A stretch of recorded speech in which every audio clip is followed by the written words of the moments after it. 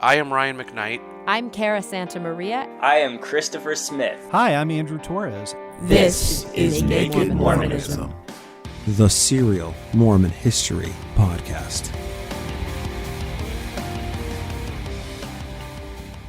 Welcome to episode 153. This is actually part one of the Naked Mormonism podcast. So what you're going to listen to today was an amazing opportunity that I had to sit down with author and historian D. Michael Quinn. When we get into the actual interview, you're going to get, the proper introduction for Dr. Quinn. But I just want to say this was an opportunity that I was able to seize on during Sunstone in Short Creek in April of 2019. It was truly an honor and a pleasure to speak with Dr. Quinn. And just to let everybody know, this is a long one. We broke it up into two parts. You're going to get episode 153 and 153.5. That is going to be the two separate episodes. But just for continuity's sake and just to make it a little more easy to digest, we've split it up into two parts. But it's just shy of 3 hours, it looks like. Now, I have edited out a little bit of content just for length. But of course, if you are a Patreon subscriber over at patreon.com/nakedmormonism and you're supporting the show at $1 an episode or more, you're going to get access to the full interview, the full uncut interview that I did with Dr. Quinn.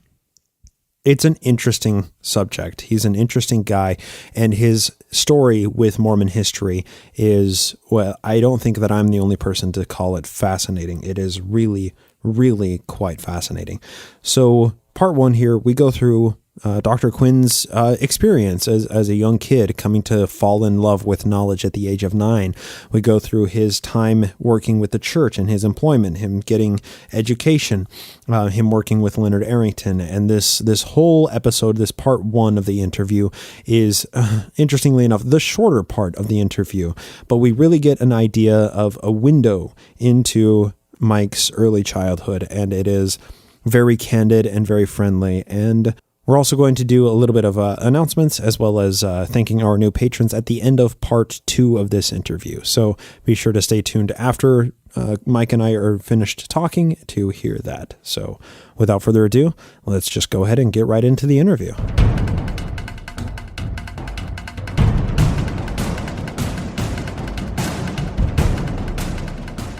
We are broadcasting from Short Creek here in the wake of Sunstone, a symposium in April 2019. And we had a really amazing experience here. And one of the most amazing experiences, of course, was the keynote speech that was given by Dr. D. Michael Quinn. And I am very lucky to be joined here today by Dr. Quinn. And if anybody doesn't know who Dr. Quinn is, or if you have been living under a rock, if you don't know anything about Mormon history, he is known as one of the most well-respected and illustrious Mormon historians in the entire field. He is a graduate of Yale with a history degree, and he was a professor at BYU in historical studies for, I believe, just under 2 decades. Is that correct? 12 years. 12 years. Okay. So just over a decade, and has always been an extremely prolific writer. He's written the Mormon Hierarchy series. He wrote the seminal book, Early Mormonism and the Magic Worldview, which some of you may have read. Some of you may be familiar with his work there. One of his earlier books, less well known, is Same-Sex Dynamics in the 19th Century, which is quite an interesting book as well. And he's beyond his books that he's written. He's written, what can we say, hundreds of articles? 100. 100 articles? Yeah. Okay.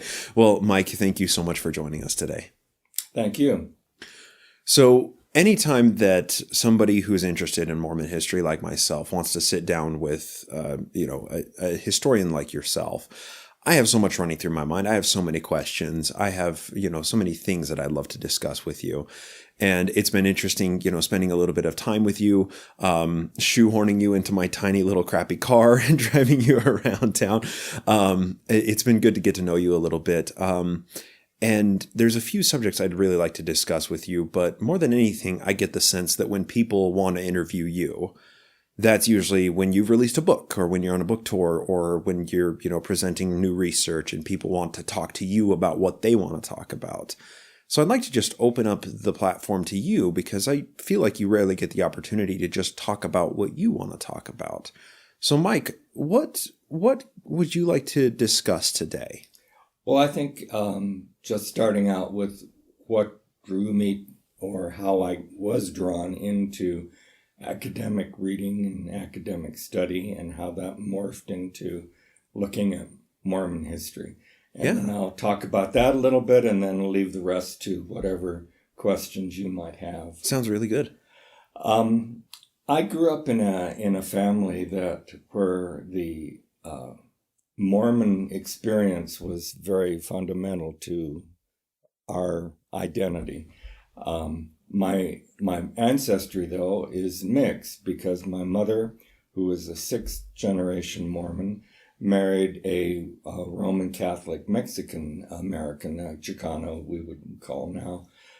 He was born in Arizona, but of Mexican parents, and who had moved from Mexico just a couple of years before. And so initially, my dad had the pattern of just following the religion of his wife. And so when they were married, he would attend meetings with her that she invited him to. But then they divorced when I was 4, and from that time forward, I lived with her and her parents. And so my religious upbringing from that age onward was really exclusively Mormon. Okay. And so I knew that from during that time period as being a young kid and being around my grandparents who were raising me and my mom, that we had pioneer ancestry and that it went back a long way. But I didn't, aside from kind of being submerged in that atmosphere and going to church every Sunday and primary on Wednesdays during the week. As a young kid, I really didn't have any academic kind of influence. But at a very early age, and I have no idea how early, I was reading the newspaper, and our household got the local newspaper, Glendale newspaper, which is what's called a bedroom community of Los Angeles, but we also got one of the major Los Angeles newspapers. And I, at an early age, was reading those from cover to cover, or from opening to end of the newspaper. And again, I don't know how early that began, but I know that one time when I was reading one Sunday, I was reading the Los Angeles newspaper, and I was 9 years old at the time, and the paper had an article about a boy in San Francisco who was my age, 9 years old, and that's why I know this happened when I was 9. And the article was calling him a genius, and it talked about his, at 9 years old, having already been admitted to Harvard. Interesting. And that Harvard wanted him to finish his private school training in the Bay Area before he entered Harvard, but the plan was that he would enter Harvard as a freshman student at age 12. Wow. And so that's what the article was about. And somewhere in the article, it talked about his reading. And I think that my memory of what I picked up as a child from the article, I reread it as an adult, but what I picked up was that he read 10 books a week. And somehow because he was 9 and my age and was curious about things as I was, I thought that, to be a genius, you needed to be able to read 10 books a week. Okay. So this Sunday, I told my mother that I wanted her to take me to the library when she got back from work on Monday night, and I was going to pick up 10 books to read that week and start on my way to become a genius. Okay, so we start with Paradise Lost. Right. So she was very indulgent. She didn't give me any back talk about being foolish trying to become a genius. Okay. And so when she came back from work that Monday night, we went to the library. And as I remember, that's when I got a library card. That night I hadn't had one before then. And so I began a process of browsing the stacks. And I wasn't in the juvenile section. I was looking at the regular section. And for some reason, I was in the area of history or biography. And I don't know if they had switched them and separated them as some libraries do. But the books that I picked were primarily biography books and history books. Okay. And so I walked out with this armload of books, and my mom took part of them, about 10 that day and or that evening. And that week I read three of the books that I had selected. One was a biography of George Washington with all footnoted biographies. One was a biography of George Washington, then of Thomas Jefferson, and then of Abraham Lincoln.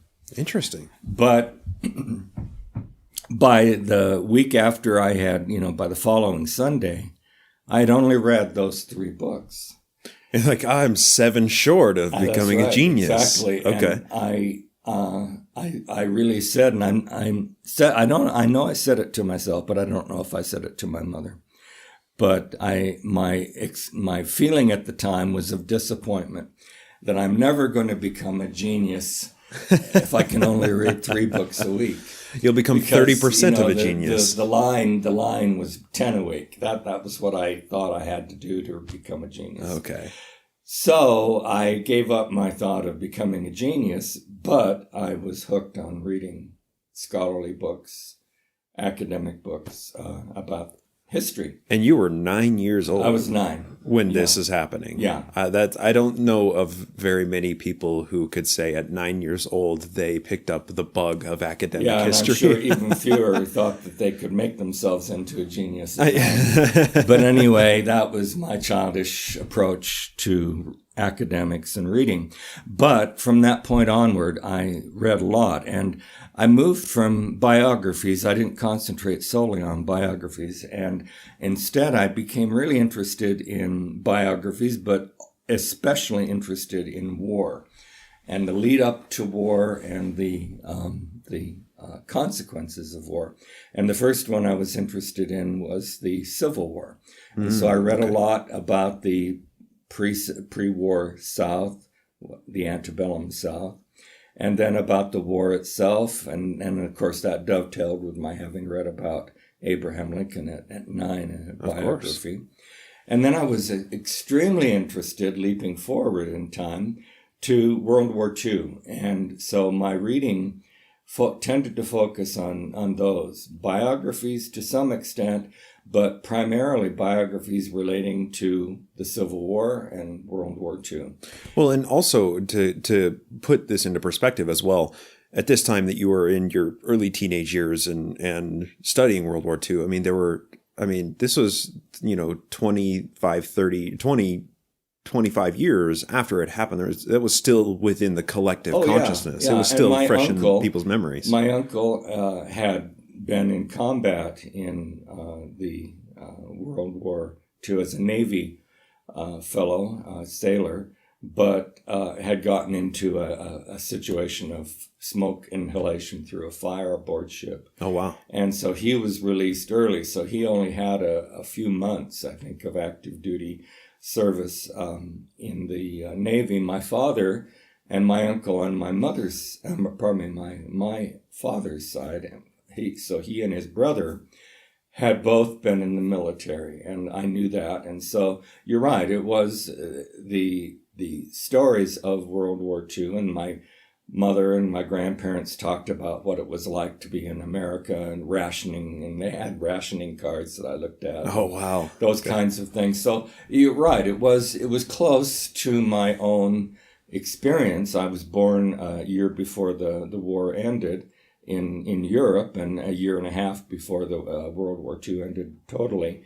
So it was a part of my family's near experience as well as America's. Certainly. So yeah, there was a natural reason for being interested in World War II. The Civil War, I think that's just because if Americans talk about wars, typically it's the Civil War and the World War II. Of course. As the two major conflicts, even though many of the other wars were defining for the American nation, the Revolutionary War and World War I. But my interest was Civil War and World War II. And then when I was 10, a year after I started reading books, footnoted books in the library, I heard my grandparents, who were raising me at the time, and I was living with them in their residence, and my mother was too, kind of arguing, and that wasn't uncommon with them. But what they were arguing about is that my grandmother wanted to buy me a set of the Encyclopedia Britannica. Of course, yeah. And my grandfather was opposed to it because of the cost at the time, which my parents were, and my grandparents both were working class, blue collar. That was I was kind of lower middle class in the class structure of America. But after hearing them arguing about that a few days or weeks later, there was a delivery of the 24 volumes of the Encyclopedia Britannica, 1954 edition.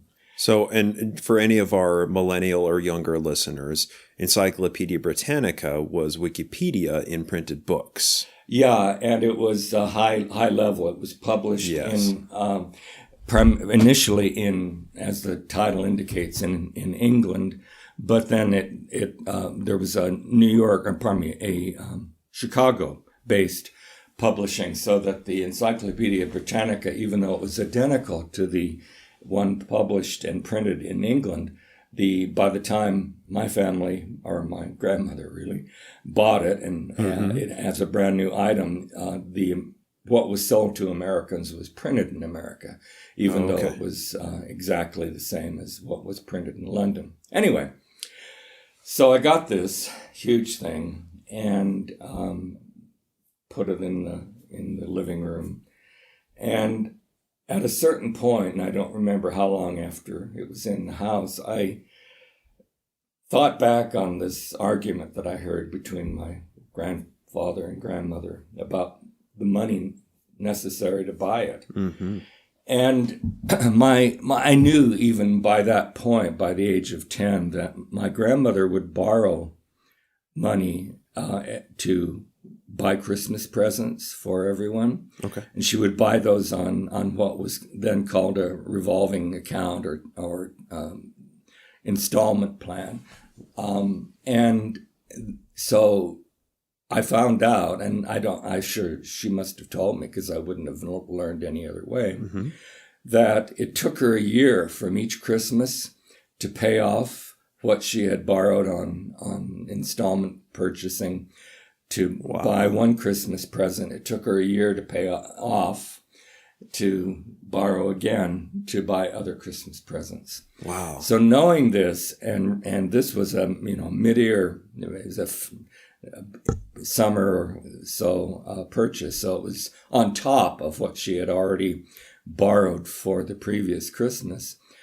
I was just really humbled by not only their love and devotion to me, but also the overwhelming burden it was financially for them to have bought this set of Encyclopedia Britannicas. And I didn't say this to them, I didn't tell them this, but in my mind, to make their sacrifice financially worth it, I decided at age 10 that I was going to read every page of the Encyclopedia Britannica. And so I started out with page 1. And of course, I was coming across words I didn't understand, but I still felt that I wanted to make, in my mind, their gift to me worthwhile. That it wasn't just something I looked at every month or 2 months or whatever. just for reference or something. It was for reference, because she was paying every week she was paying off these various debts, including now this big one. One ticket item for the Encyclopedia Britannica. So, and let's also acknowledge, like, I would be willing to bet that she recognized that was a major investment into your future. She could see that she had a bright kid on her hands. And what she told me, help you for the rest of your life. What she told me when she gave it to me, she said, now you won't have to go to the library to read every little thing. So she was saving on gas money too. Yeah. So this was, her recognition that I was a bookworm, and her willingness to spend this huge amount of money in their working class terms for this gift. Anyway, so I started reading page 1, volume 1. And it took me 8 years. It took me until I was graduated from high school. But I read every page of the Encyclopedia Britannica. And of course, much of it was going over my head and were just words, like Hamlet said. But it's what I did. And some of it I did retain, and some of it I didn't understand clearly, because the Britannica was written for a very sophisticated audience, and that was not me. But I did feel that during that 8 years of reading page by page the Encyclopedia Britannica, that I had made my grandmother and grandfather's sacrifice worthwhile. So anyway, the situation was that I was involved in reading all of this stuff, a lot of it history connected, but nothing Mormon connected. Mm-hmm. The only thing I read that was Mormon connected were the standard works. And when I was 16, I had finished reading all the standard works except the Old Testament. And so I decided that I wanted to look at church history. And so I went to the Ward Library and started reading books that were in the Ward Library about LDS history. And I started out with a 1-volume history called Essentials in Church History. It was written by Joseph Fielding Smith. Mm-hmm. And then after I finished reading that, I read B.H. Roberts' Comprehensive History of the Church, and I found he was 5 volumes. Very different. Yeah. In the sense that he was more open to acknowledging that the Mormons weren't always wearing white hats, and that there were sometimes things that Mormons did that were not admirable. Well, and it included letter exchanges. It included actual source documentation instead of just such a high level and simplistic analysis. But it only went to 1930, whereas Joseph Fielding Smith went to the time that it was published, which I think by the time I read it was mid-50s. And I was reading it when I was 16, so I was reading it in 1960 or so. Anyway, so I started reading Mormon history at that level when I was 16, and by 17, I had a friend, and this is kind of an interesting background that probably not too many others share. We were in what I always thought of as the mission field. Everyone in our ward, we would refer to ourselves as part of the mission field. Okay. But we had a number of people who were closely related to current general authorities. My bishop had married a daughter of Apostle LeGrand Richards. Oh, wow. And so he would come sometimes on his vacation month, which was July or August at that time. But very often at Christmas, he would come to visit his daughter and grandchildren in our ward. And so we frequently, almost without fail, every year, at least once, but usually multiple times a year, LeGrand Richards would be in our ward, sitting on the stand next to the bishop. And sometimes the bishop would ask him to speak or would agree to have him speak. But other times he just sat there and was in our sacrament meeting, Sunday school, priesthood, that kind of thing. We also had a son of who at the time initially was an assistant to the 12, Hugh B. Brown, Oh, wow. who later became, while I was still a teenager, an apostle. And and Hugh B. Brown in the 1960s is so let's just say an interesting name. Doing the same, he would visit his son, who was a professor at USC and was one of the quote liberal unquote members of our board. Yeah. And then so it was the same kind of thing, at least once a year, but more often, several times a year, he would come. Not only during his vacation time and at the holiday season at Christmas and New Year's, but also, and this is true of other general authorities, when they had speaking assignments at stakes in the Southern California area, which was a 4 times a year thing. When I was growing up, they were called stake quarterly conferences. And almost every conference had a general authority visiting. Okay. And many of them would visit our ward because because of the connection of children of 2 general authorities living in our ward.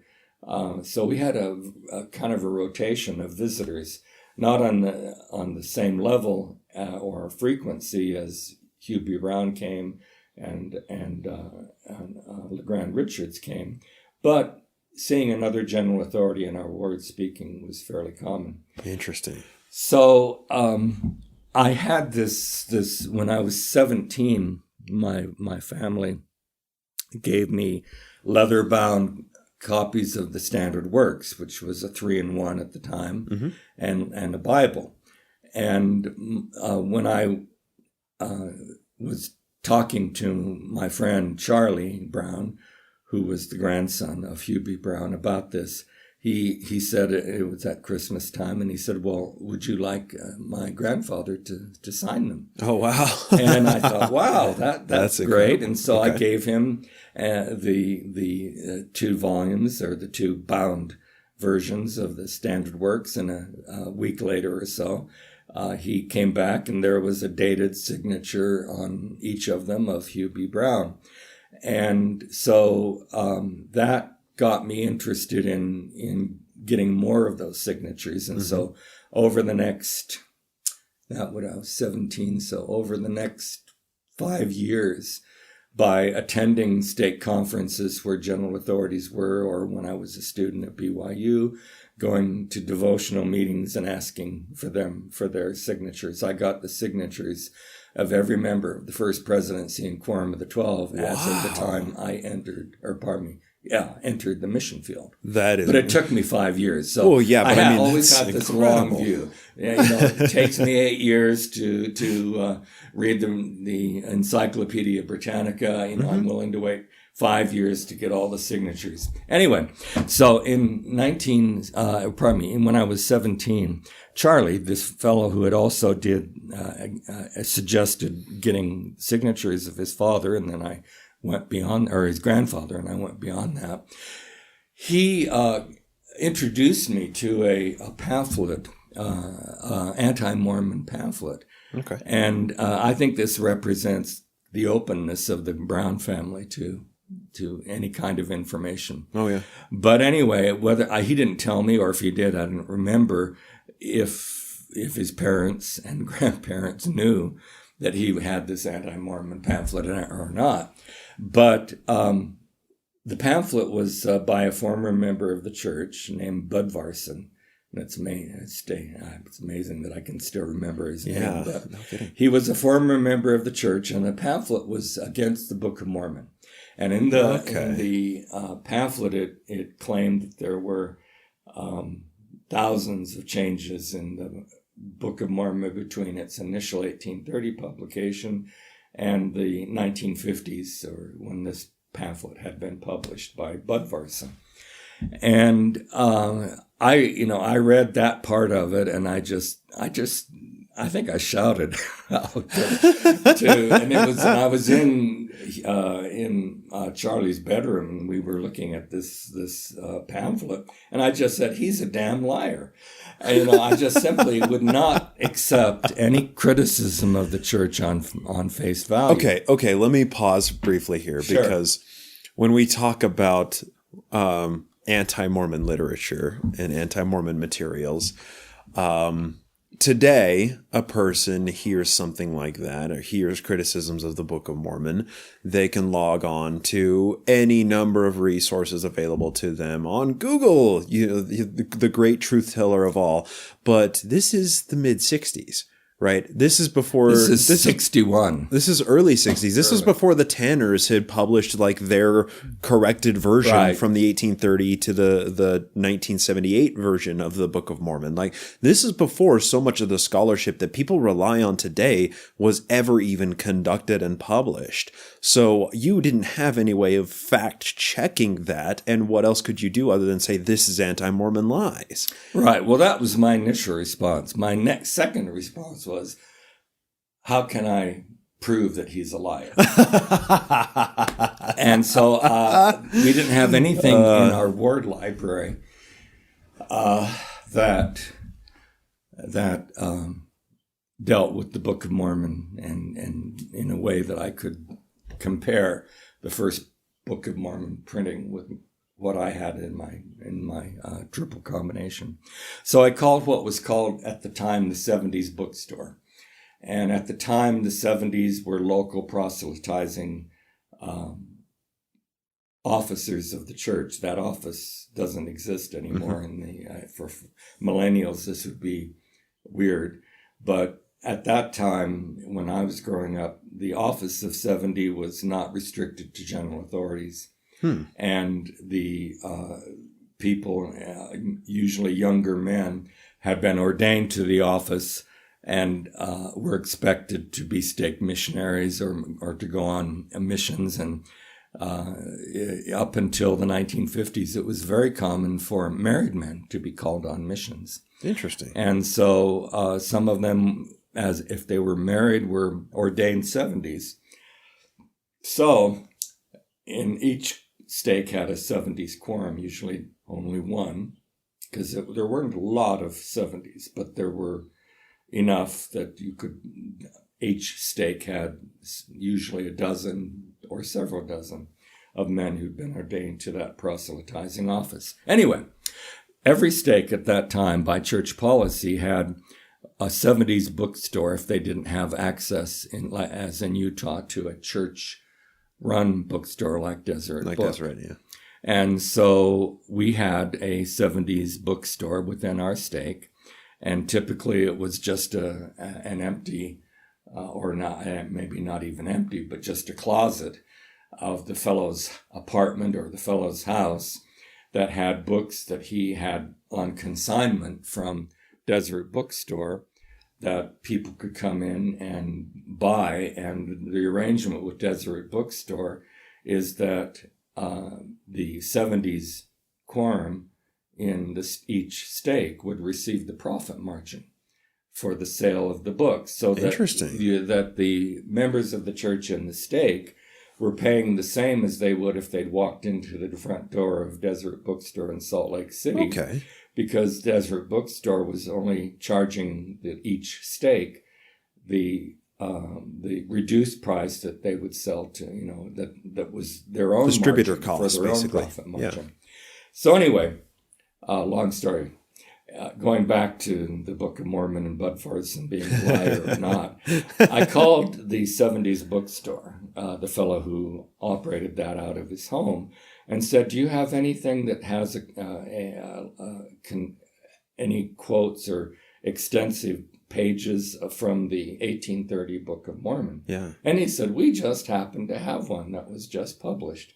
And so I was so excited, and I ran over there and had money in my hands for my allowance. And it was a book that was called Joseph Smith Begins His Work. And it was a kind of a yellow, well, not yellow, it was kind of light tan colored binding. But it was a hard bound book. And it had been published by a fellow named Wilford Wood. And he had acquired a copy of the 1830 Book of Mormon. And so he made what at the time, with the technology of the time, were called photomechanical copies of each page, which therefore could be published in print form because of the technology that was available as of the late 1950s. And this book was published in 1960, I believe, so it was about a year before I ran into Bud Farson's book. So I bought a copy of that and came back to where I lived with my grandparents. And on my own, I started doing line-by-line comparison of the 1830 publication of the Book of Mormon with my current copy of the Book of Mormon and my three bound versions of the 3-in-1 standard works. And I think it took me a year to do that, if I remember correctly. But in the process, I was marking with a pen, a red pen, all the changes. And I was marking in, because it was my book that I had paid for. I felt, this is fine for me to mark this up. Of course. And so I was on these photomechanical images of each page of the 1830 Book of Mormon. I was writing next to the text or in between interlinearly the changes. And so was in the new Book of Mormon, not new, but the Book of Mormon of my generation. And if there were any differences, I was putting them in. If there were words changed, I would put changed. If there were words omitted, I would put in the word or underline or circle the words that were omitted. And I did this on a line-by-line comparison. Anyway. Let me ask you something. Let me go to the bottom line. Okay. What I found out was that Bud Barson wasn't a liar, and that there had, in fact, been thousands of changes of minor variations, spelling, punctuation, word substitutions that were verse additions, equivalent words that were more modern, that had happened. And so my expectation that I would prove him a liar didn't come to pass, that I in fact demonstrated that this anti-Mormon publication was telling the truth. So then so let me share something from my experience too. So when I first started studying church history as well, I picked up a copy of the Tanner's Comparative, right? I mean, their photomechanical reprint from, I think it was 1978 when they did theirs, and doing the comparisons. And that was something that I was having a hard time understanding too, is like this, we're looking at the Word of God. This is something that was given by the power of translation to the prophet Joseph Smith. Why would there need to be changes to what God said? And when I first started studying this, that's what I initially sought to do on podcast format, was read the original 1830 edition of the Book of Mormon and point out the differences to the 2000 and at the time 2012 version. I realized that there were many other people who had already done all of that scholarship, and that it basically turned into reading the Book of Mormon and then just saying, oh, well, this word has changed. And that's, not very entertaining, of course. But I think that is important. That gets to a fundamental a roadblock that a lot of people have to get over when they come into contact with that information. So you learned that this wasn't an anti-Mormon lie. This was an anti-Mormon truth. How did you reconcile that? How did you deal with that? Well, initially, as I was finding, and it only took me 1 or 2 pages to find out that, it's true. Where the pattern was going. Of course. And it bothered me, but it didn't bother me enough that I said, I'm going to stop this. I don't want to know anything more about this inquiry. It bothered me. I initially had the same reaction you've described of not understanding why. But in other cases, I could see that the changes were modernizing the punctuation. Okay. Were modernizing, in some cases, only the spelling of words instead of SHEW, which was a biblical way of spelling show. Show. The changes in the Book of Mormon made it SHOW. Yeah. And I thought, this is, okay. That makes sense. I mean, this is not significant. And so I went through and did. And then after completing it, I went back through what I had found and decided that I could identify 16 what I considered doctrinal changes, but of the thousands that were there. So 16 that were legitimately consequential. Well, that had consequence in meaning, right. And had consequence in the nature of God of doctrine. Yes. For example, there were changes of, and the one that I remember that happened frequently was the reference to Jesus as God were changed to the Son of God. Yeah. And that's a doctrinal change. It is. And it's done specifically to take Mormon theology outside of the realm of Trinitarianism. Right.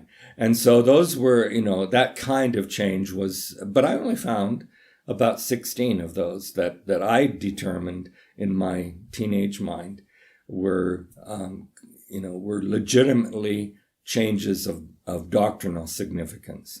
Anyway, so I wrote Joseph Fielding Smith a letter about this. And I did it when I was 18. I did it during the right about the time I graduated from high school. I just turned 18. And I was in the spring, I think, that I wrote him this letter. And he wrote back very, very fast. I mean, I was just quite surprised at how fast he wrote back. It was about a month, and I got this letter returned to me from him.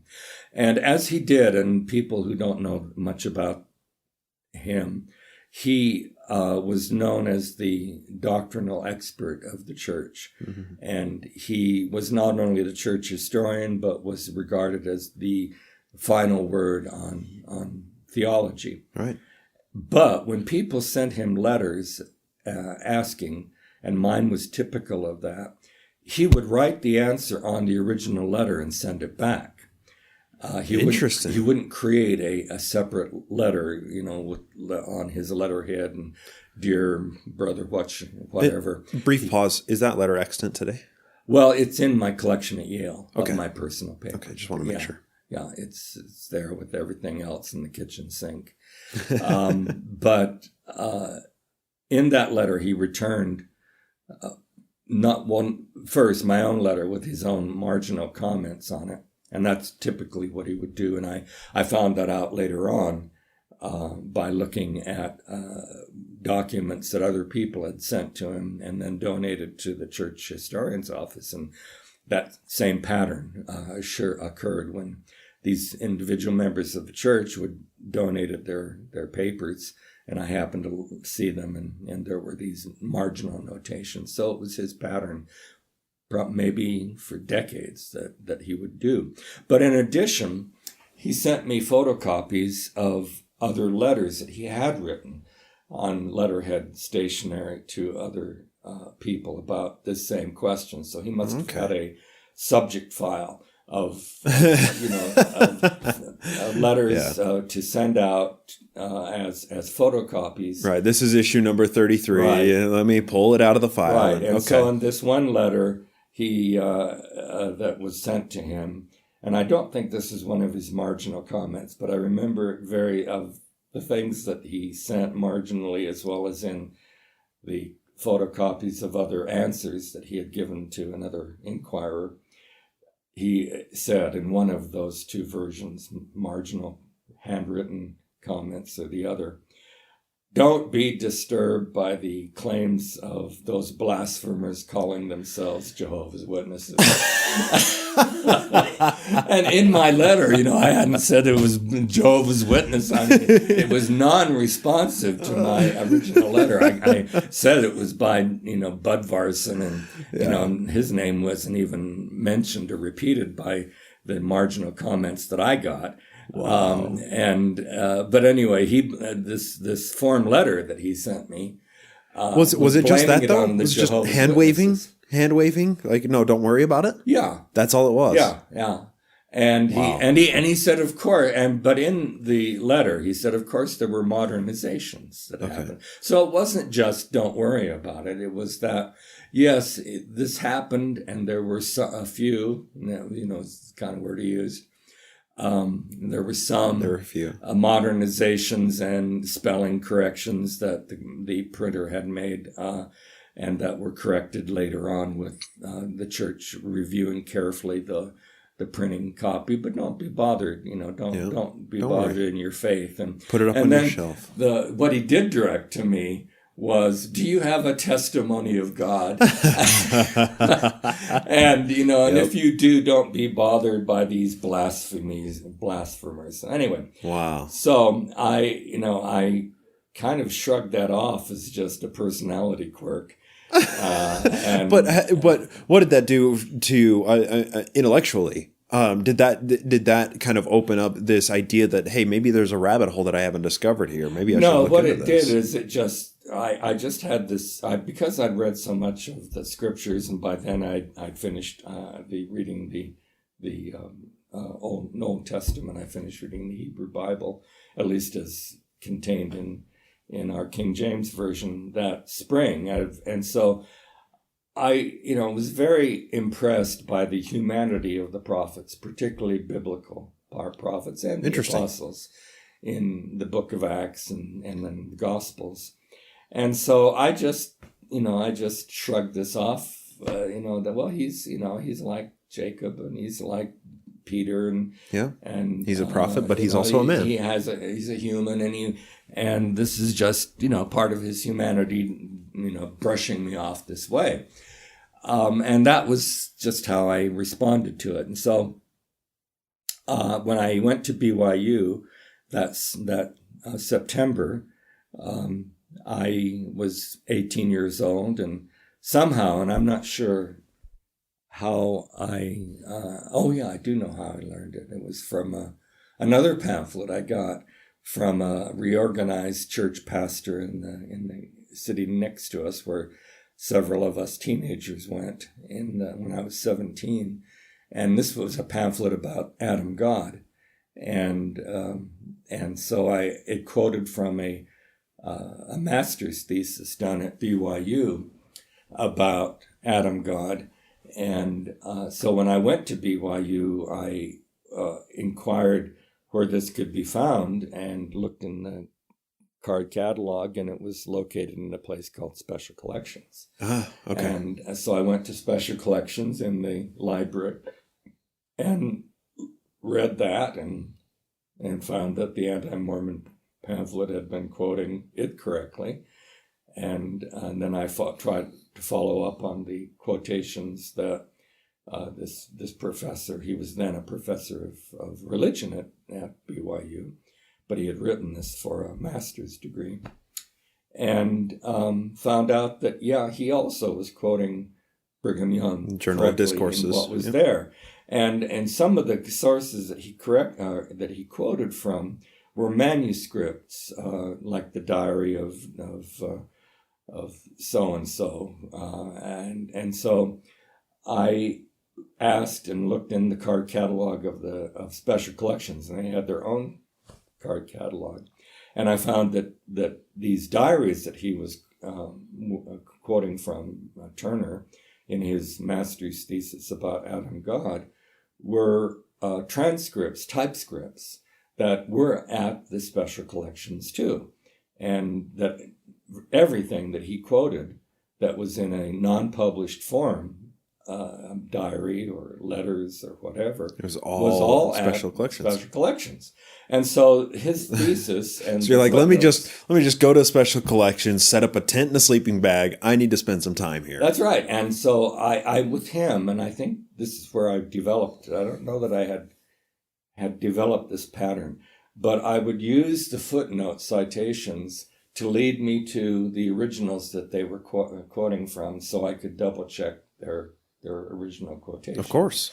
And I was like a pig in a pigsty in terms of, I was in pig heaven, that here in Special Collections were all of these otherwise unavailable documents that Mormons and anti-Mormons had been using, and I had access to check them out. And so I was reading a lot up there. Let me ask as well, because this is something that I think a lot of people especially people who don't study Mormon history at the first account level, at the first source level, that they have this idea that there are, that there's just this entire shadow realm of where all of the real scary, salacious documents live.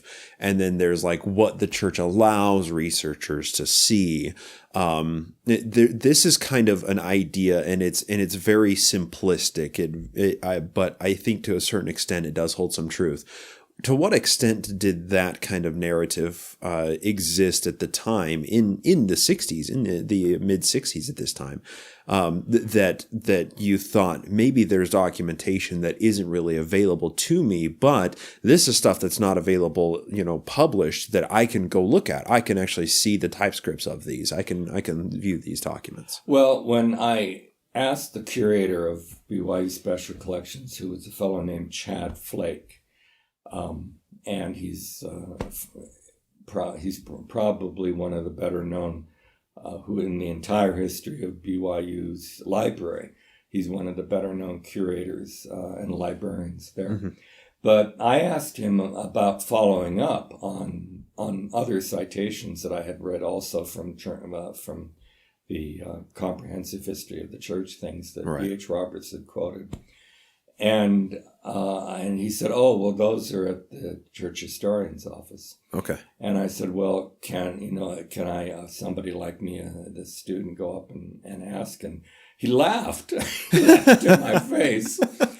And he said, "They don't allow people like me to research this material. You have to be the church historians." That sense that there was a hidden cache or a hidden collection of documents that were prohibited from being available to the public, I learned when I was 18 from Chad Flake that even, not just lowly freshmen, wide-eyed from the mission field like me, mm-hmm. but trained historians and trained archivists like Chad Flake were not allowed in the church history library. And so I early on, from that point forward, had this sense that, there is this secret hoard of documents mm-hmm. that the church historian, who at that time was Joseph Fielding Smith, who I'd already had correspondence with a certain amount, that he was denying access to for other people. So I gave up the idea of ever going to the church history's office. I just assumed that was pointless. And so I never tried to knock on that door, and I depended throughout my experience as an undergraduate before and after my mission on BYU's special collections. Mm-hmm. And it took me a while, and I can't remember. It was before I graduated from BYU. So I think I was a freshman. No, I was a sophomore right after my mission, when I discovered or picked up the information in some way that BYU wasn't the only special collections, that there were original diaries and there were transcripts of originals at the Utah State Historical Society in Salt Lake City, and at the University of Utah. And so I knew that there was, it was not enough for me to plow through the catalog at BYU's special collection, that there were things that were not there, but were at the Utah State Historical Society, or that were at the Special Collections Library at the University of Utah. Which is also to say nothing of attic journals. Journals that people have passed down through their families that they've never donated. Right. And some of those had been published privately. And at the time, by the time I came back from my mission to BYU, I was reading things that Ogden Kraut had published. Oh, wow. He was a fundamentalist publisher living in Salt Lake Valley. And he had a kind of a cottage industry, it's called. And that's not a negative term. It's just that's something you kind of operate out of your house. Yeah. And he had this cottage industry of publishing in print form the diaries that he had located, either sometimes in special collections places, or from private ownership that had been loaned to him. Interesting. And so he was the one, again, those kinds of publications were things that I was looking at. But during that whole time, I had never even considered going to the Church Historians Library. And so I graduated from BYU in 1968, and the last 6 months that I was at 68, in the last 6 months of 1968 that I was at BYU, which would have been January to June 1968, I was doing my independent research, not so much at BYU, but I was going up, taking the bus up to the library, genealogical library in Salt Lake, tracking down every evidence that I could find up there about men who allegedly had married plural wives after the manifesto. Oh, okay. Because of a student of mine who told me that his grandfather, who was a mission president, had been married to two plural wives in 1901 in Salt Lake City. And I had disbelieved what he said, even though I kind of nodded as he was telling me.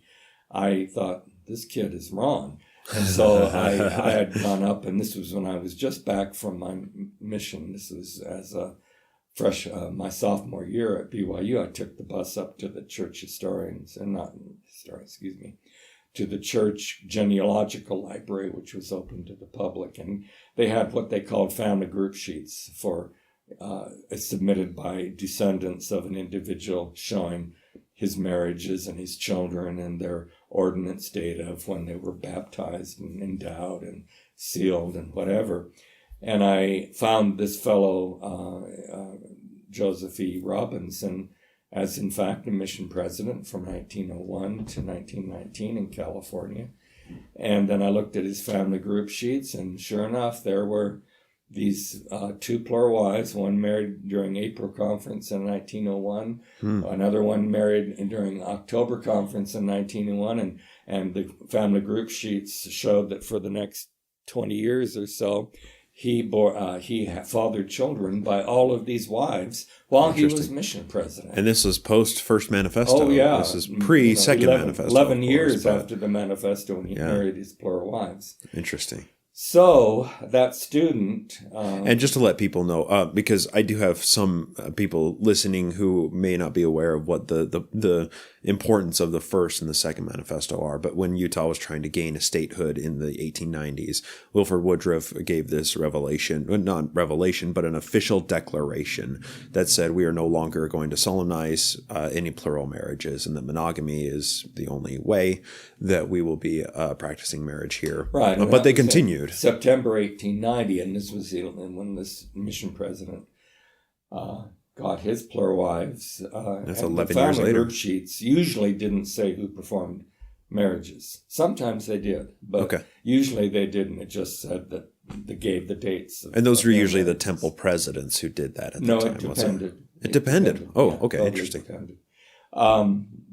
And so anyway, during the time when I came back from my mission, and especially during the last 6 months at BYU, I was spending hours and hours every weekend in the genealogical library in Salt Lake, comparing the names of alleged violators of the manifesto with family group sheets, and I came up with a list of a lot of these men who I could identify the names of their wives that they married as polygamously after 1890, in some case the claimed date of marriage and the births of the children, and all of that. And so when 2 weeks after I graduated from BYU in 1968, I entered the U.S. military. And so before I did so, I typed up my findings, which were on this issue of what I called violations of the manifesto. And I listed each man and what his position was at the time of his marriage, and the names of the wives, and if the date of the marriage, and if the family group sheets had stated who performed the marriage. Most of them didn't. This list, that was never published, was it? No, it's in my papers. It's in your collection. At BYU. Okay. Just want to make sure. And over the years, when I eventually went to more detailed research, I kept adding to that. But that was my first compilation and my first typed statement of a summary of that fact of the men who, at least their families, claimed that these marriages had been authorized and had been performed in polygamously after the manifesto. Then I went in the military for 3 years, and I was during Vietnam, and I was fortunate enough not to be sent to Vietnam, and so and part of the reason for that was that I had volunteered for 3 years of service, not draft service of 2 years during Vietnam. And I had applied and volunteered for that with the provision that I would be assigned to be a military intelligence agent. Okay. And so during my 3 years in the military, that's what I was. I was a counterintelligence agent. Which is a much lower risk, and which is much probably lower much better risk. for a person in who's intellectual DC, like this. Area, Baltimore and Washington, D.C., and then I went and served a year and a half in Munich, Germany. When I came back, I had decided to change my plans, my career plans, and my educational plans. I had been accepted for a PhD program at Duke University in English, which was what I had graduated in at BYU. But as I went through this period of being in the military, I had an opportunity to reflect on what I was going to do educationally or career-wise. Mm-hmm. And I decided that it would be foolish for me to get a PhD in English when my research interest was history. It's all history. And so I decided before I left the military that I would go for a history program at the master's level. And I applied at BYU, where I graduated, and I applied at the University of Utah. And it really surprised me that the University of Utah required fewer prerequisites than the BYU. Interesting. And the reason for this is that I had no academic history background. I had taken only one elective course in history as an undergraduate. And that was why I was being required to take background courses in history. But it ended up that BYU asked me to, or required me to take more than U of U, and so I accepted U of U. And within a month after I began my graduate program at the U of U, I was assigned to a professor at BYU named Davis Bitton. He was my counselor, and this was in April during the spring quarter. Okay. At the U of U. At the U of U, then it was a quarter system, and the spring quarter began in late March or early April, and I had just within a week or two of registering at the U, I had returned from the military. Well, a month after, he really stunned me by asking me, Davis Bitton, Professor Bitton, to be his research assistant on this program or project that he was working on to eventually publish a summary of diaries that were available in libraries that people could consult for research about Mormonism in Utah, Arizona, Idaho, wherever these diaries happen to emphasize. And so I said, "Wow, yeah, I'd be glad to do that." And so, and also, I want to try and get a finger on the pulse of what Mormon history academia was at this time. I mean, we had what was coming out of Joseph F. Smith as prophet and historian. Joseph Fielding, not Joseph F. He had perished, 40 years prior, 50 years prior to this. But also there was a whole new birth of a new generation of historians. I mean, we had Bob Flanders and Dick Howard coming along at this time out of the RLDS tradition. We had Leonard Arrington, who's a contemporary of you, that was coming up. There were a lot of people who were gaining interest in all of these studies. And there was, it seems like more people just like you were like, there's so much information here. I'm going to go down to special collections and spend as many hours a day as I possibly can, just like you, who were beginning to understand a much more nuanced and deeper level of church history beyond just the B.H. Roberts comprehensive works or the Joseph Fielding Smith history of Mormonism. Right. And I didn't know this at the time, but while I was in Germany in 1970, there was a major turning point in this ability to do Mormon history. And that happened in January 1970 when Joseph Fielding Smith became president of the church. Mm-hmm. And because of becoming president of the church, he would not have the time to continue being church historian. Interesting. And so he released himself from that position as church historian and called as his successor an apostle. And the situation became such that it provided a possible opening for change. And his successor, I don't know whether Howard W. Hunter as an apostle and the new church historian asked permission to do this or not, or if he just did this on his own. But he contacted the historians that, through his questioning, were interested in Mormon history, had published in Mormon history, but were also faithful Mormon historians, and he contacted them. And individually, as well as in a meeting, as I understand, and this is all happening while I was in Germany in 1970, but he asked them, what changes would help you in doing Mormon history in Utah history? Well, up until that time, and he may not have really fully realized this, up until that time, researchers at the church historian's office were very far and few between.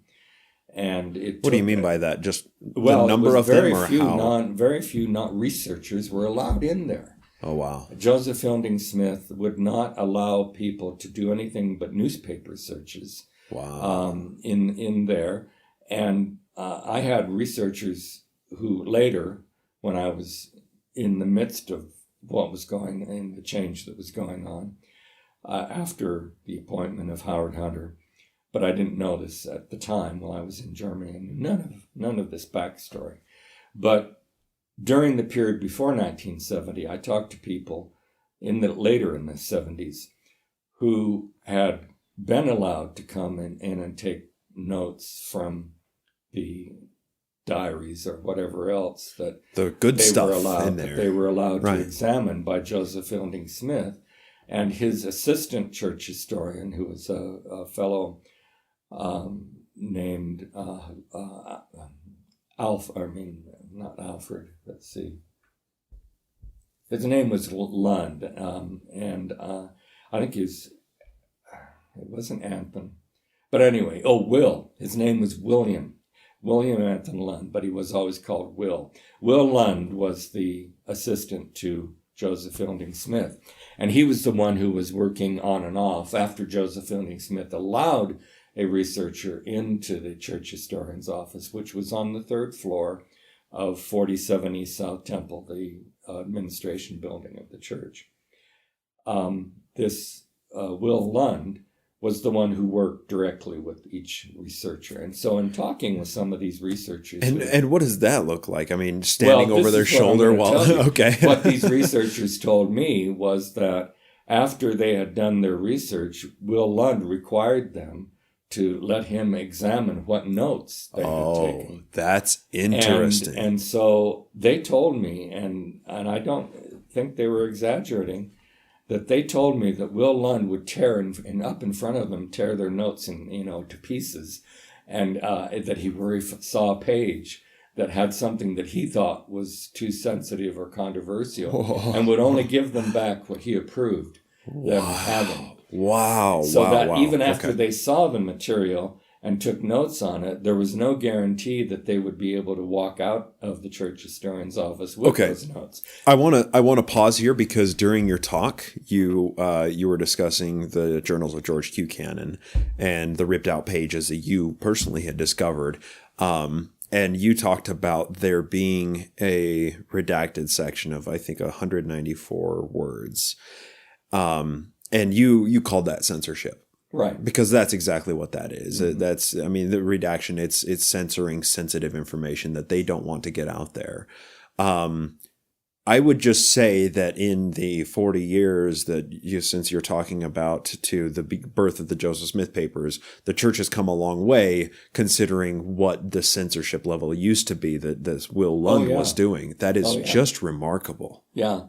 And again, it was a very rare event for a researcher to be allowed to see anything more than newspapers. And then they could microphones of old newspapers. Then they could hardly even get it out. Then a full day, hours and hours of painstaking research, where they either wrote notes or typed on clunky old typewriters notes from these diaries.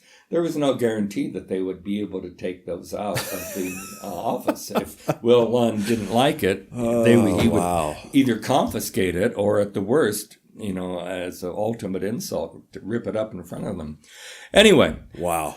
So Will Lund is still alive when Joseph Fielding Smith becomes church president, and technically he is still the assistant church historian. Okay. And I doubt that Apostle Hunter asked Will Lund's permission to ask these professional historians how he could help them out. Anyway, through the correspondence and the telephone calls and the meetings he had with them individually and the meetings he had with groups of these historians, it apparently occurred, from my understanding, over a period of months. And Leonard Arrington was one of those that he met with, but only one. He was talking with historians from BYU, University of Utah, Utah State University, primarily professors. Okay. And who, had a clear position of trust in terms of their training and their abilities as historians, and many of whom had published articles in the church's newspaper or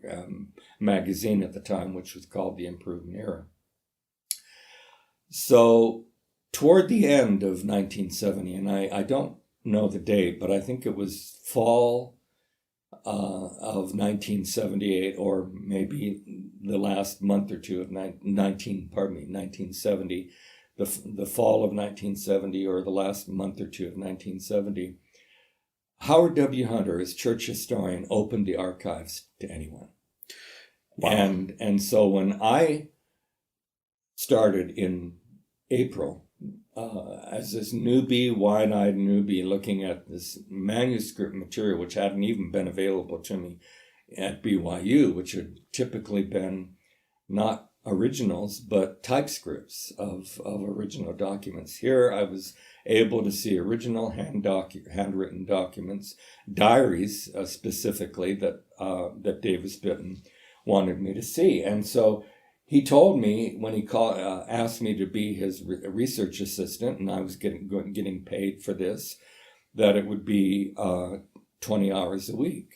And that was fine. Well, and opening up this library, you and the few other independent researchers who were just interested in this and just doing this of your own volition, you were getting a trickle. You're getting a very tightly controlled stream. This was the floodgates opening up. Totally. I mean, entire filing and I'll cabinets. give you an example of that. But when I showed up the first day of my research in the church historian's office, again, I had thought I would never in my life enter that facility because of what Chad Flake had told me. This would be the historian's holy of holies walking into this library. And I knew nothing about the backstory. All I knew was that the church historian at the time, in April 1971, was Howard W. Hunter. and that he had, I don't even know that I could identify the opening of the archives to him. At the time, all I knew was that everything was open. Wow. And he was the church historian. And Will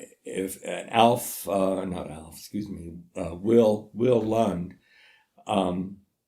was an unknown to me, and I understand by 1971 he was ill and not in the office that much. But I had no sense of him as a person or even as a name until people started talking to me about the old days when Joseph Fielding Smith was the church historian. When I showed up, Davis Bitton had told me that when I came up to, and because I was I said I could put in 20 hours a week, which was half time. He said, well, I'll make you my chief researcher, because all the others could only put in 10 hours a week. Right. I was putting in a lot more. So he said, when you go in there, go up to the desk, and there'll be a sheet there that says Davis Bitton's project. And there'll be the names of people whose diaries I want you and the other researchers to look at. Interesting. And he said, and then you sign up, you put your initials by the name of the person whose name I've listed there. And then, other researchers won't try to do the same thing, which would waste time and money. Right. So, but he was not on site. I mean, he was almost never there when I was doing my research. Well, when I was like bug-eyed, bulge-eyed when I looked at this list my first day there, and there were names of general authorities on that list whose diaries and I had done living enough general research. Dead, but long whose dead. diaries were there. Wow. And so I immediately put my initials by every one of the general authorities. George Q. Cannon. Yeah, I gotta and see it. so as it turns out, Cannon his diaries were totally unavailable. But one of the people on the list was Heber J. Grant, who was president of the church. Interesting. And so and Heber J. Grant, I'll also say he is, just to put him into time reference, he was a prophet after Joseph F. Smith. Joseph F. Smith made so many moves to bring Mormonism within conformity of mainstream Christianity because Utah had just gained statehood. He took over the mantle in 1901 and died in 1915? 1918. In 1918, okay. Right. And then Heber J. Grant was his successor, who really instated a lot of what we consider today, like the reason why Mormons are quirky and they don't drink and stuff like that. Heber J. Grant really was a very interesting and he shaped Mormon culture in many ways that we can't understand today. And he became an apostle at age 25 in 1882. And he was already writing a diary at that time because he felt that the over-the-pulpit statements by prophets, seers, and revelators had made it a requirement that all members of the church, but especially those who had offices, presiding offices in the church, should write a daily journal and keep a record of their experiences and their activities in the church, etc. And so for 2 years, he was appointed a stake president in 1880. And so he had started, and I don't think he had started keeping a journal or a diary before that. I think he started in 1880, and he had not served a mission, and so he was not a missionary diarist. And but he'd already been accustomed to keeping a daily record of his life for 2 years before he was called as an apostle. Well, let's say 1882 was also a really controversial time in Utah. Right, and 1882 was when the federal government passed what's called the Edmunds Law, and that disfranchised all men who were living in polygamy. And when disfranchised meant that they were not allowed to vote, they were not allowed to hold office, they were not allowed to serve on juries. Mm-hmm. And 1882, in response to that law, was a revelation which John Taylor published, and in that revelation of October 1882, the revelation named Heber J. Grant, who was a monogamist, to be a new member of the Quorum of the 12 if he would live the law of plural Celestial marriage. yeah.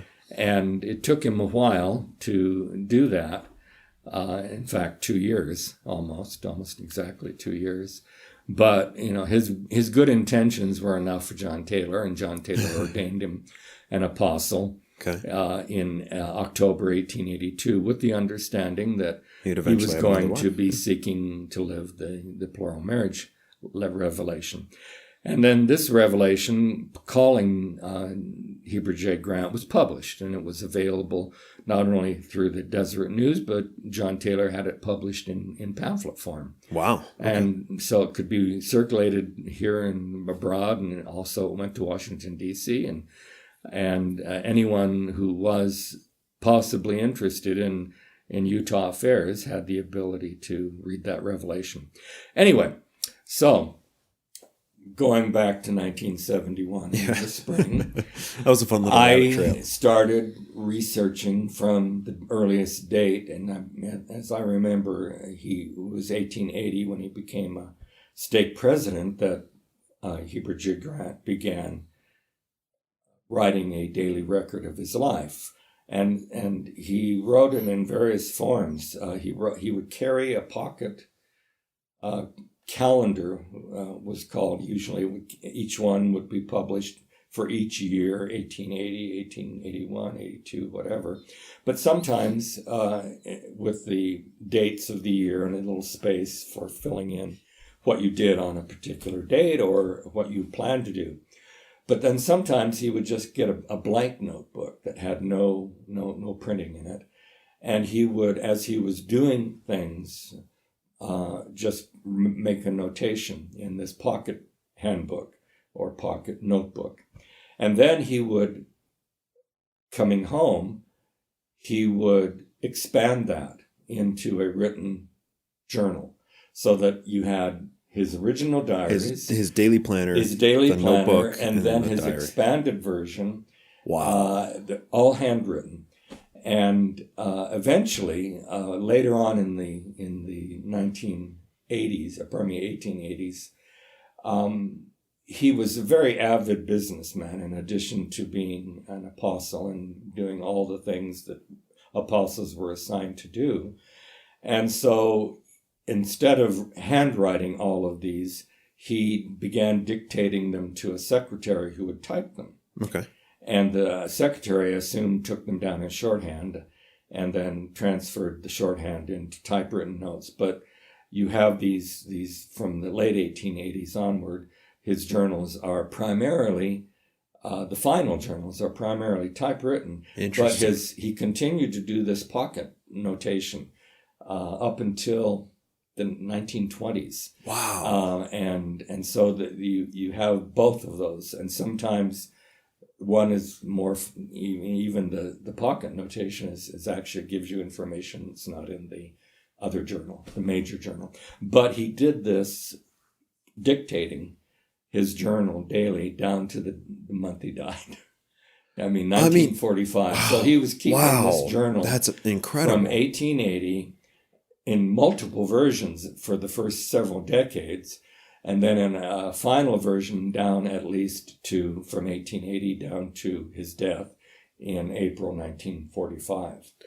Okay, so you saw Heber J. Grant journals on this project list, right. and I need to show that. you how open the church history office was, and it was called the Church Historian's Office, and the church historian was Howard W. Hunter. One day I was sitting taking type notes, and I typed really fast. I was timed in the military counterintelligence at 100 words a minute after subtracting errors. Wow. And so I typed fast and I read fast. I was timed as an undergraduate at BYU at 1,500 words a minute. So I could read fast and I could type fast. And so I would be, even through the massive amount of journals that Heber J. Grant wrote or dictated, I was moving very fast. Well, anyway, I was midway through his journals and don't remember when this occurred, how far I'd gotten into them, but I was typing these notes. Next to me was a non-Mormon who was a PhD student from Princeton, and he was looking at First Presidency materials. Interesting. Next to me. Okay. So here I'm reading the diaries of an apostle who later became a president of the church, and I would be later reading his and taking extensive notes on his dictated diaries as the president of the church. Next to me was a non-Mormon who smoked cigarettes on his breaks. He would leave the building and go outside and smoke and come back. And he was allowed to be looking at First Presidency materials during the 1980s because he was doing his PhD on the Utah effort to become a state. And so the intensity of that effort was really from the 1882 until 1896 when statehood finally was achieved. And that was the period he was looking at, and he was looking at First Presidency materials, John Taylor, Wilford Woodruff, during that time period. Okay. So that was how open. Basically, in 1971, if a researcher came in, whether he was a Mormon, a Temple Recommend holder, a BYU professor, a graduate student, or even an undergraduate student, or a Mormon or non-Mormon, if that person, male or female, in presenting the request to be given access to the materials, and usually it was a fact, it wasn't Howard W. Hunter who was meeting these people. It was usually somebody who was an official, but not Will Lund, who would have denied anybody. But it was people in this openness who had been hired and instructed by church historian Hunter to allow legitimate researchers. If this person, no matter whether they were a person doing family history or an undergraduate student, a member, non-member, whatever, could establish that they had a legitimate reason for doing the research that they were asking to do, they were given permission to come into the church historian's office and ask for what they wanted. And essentially, my experience was, and what I observed of others, and my own experience was that at this time, 1971, and Leonard Arrington was simply another one of the researchers during this time period.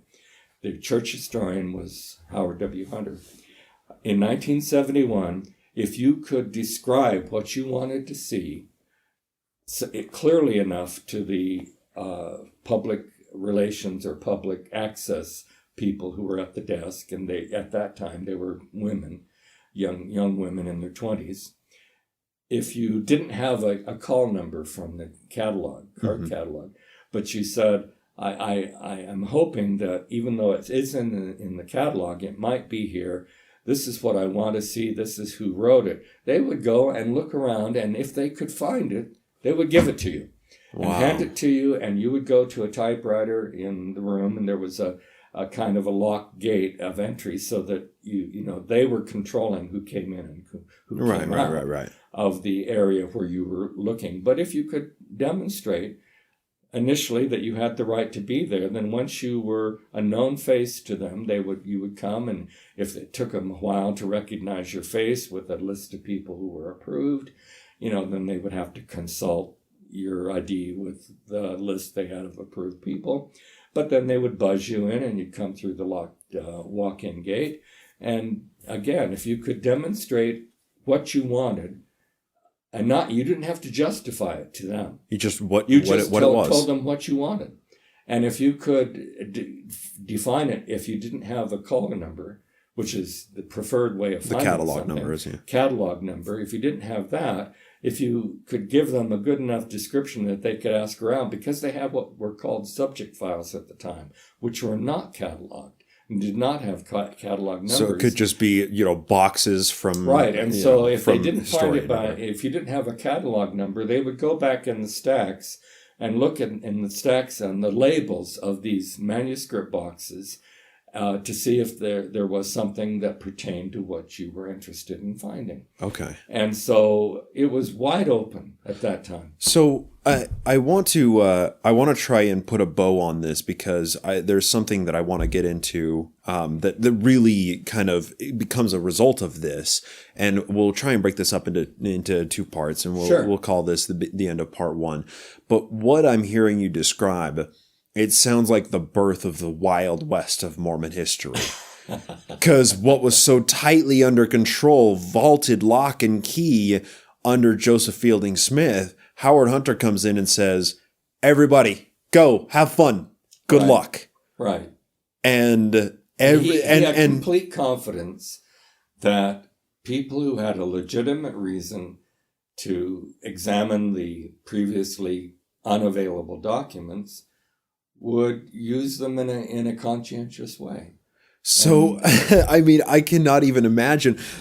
Typically, if a single entity is keeping so much documentation tightly to its chest, it's doing so for reasons. And it sounds like Howard Hunter comes along and says, you know what, those reasons just don't seem to apply anymore, or those reasons aren't good justifications, or whatever the case may be. It's not long into that idea, this Wild West, before some very interesting and maybe even some very challenging and salacious facts and diary entries really start making the rounds. Right. And of course, BYU was known at this time. Once the historian's office library was open, BYU, an entire underground industry opened up of people passing around documents, and their but not the originals. They were passing around of course, their notes of them, typescripts. Exactly. Of the originals. And this is when H. Michael Marquardt was. I actually don't know if he was at BYU, but I mean, this is where so much of the research of the Tanners and of Marquardt and a lot of their research coming out of the 80s and the 90s and a lot of the Sunstone papers was all based on the research that was being done in the early and mid 70s when it was opened up to everybody. Right. So this catalyzed an entire new realm of Mormon history being translated to lay people instead of just being under lock and key. This was the Martin Luther era of Mormon history coming out, where the lay people could access it. It wasn't just the institution and those of the institution who could have this. Well, rather than the Martin Luther era, you could compare it to what happened actually after this, and that was the opening of the Vatican archives. And see, yes, similarly, exactly, where researchers, independent researchers even, could come in and pilfer through filing cabinets. Not pilfer. Well, not to research, and use their notes as pilfering of that. So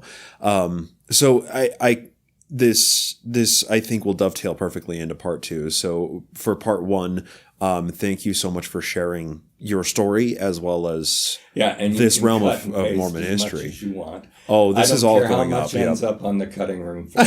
No, this is what is interesting about this is there are people listening who have no attachment to Mormon history, or just who are just interested in listening to the early church history, who don't have any interest in what the current realm and what the more recent field of Mormon academia is, who won't be interested in this. But I know that there are a number of people who I consider friends who have heard this, who may hear what we've discussed today and just be wearing grins the whole time, because this is just so fascinating. Well, it is. I mean, it was for me this drop jaw kind of experience, and I'm not the only one, but many people who were there from 1971 onward who've been asked to look back on that, whether they were looking back from the 80s or from the 90s or whatever, to their experience in the early 70s. It was like every day was Christmas.